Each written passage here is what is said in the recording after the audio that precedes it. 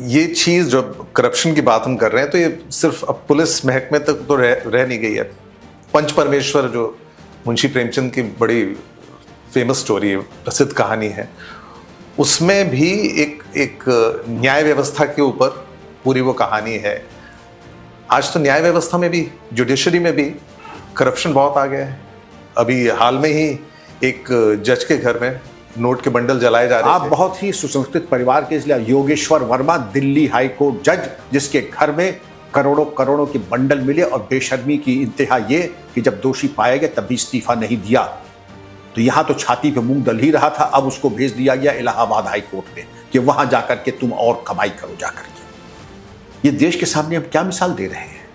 वो तो बेशर्म ही है, आंख में उनके बिल्कुल जिसको कहा जाए शर्म और हया खत्म हो चुकी है, इस्तीफा भी नहीं दिया।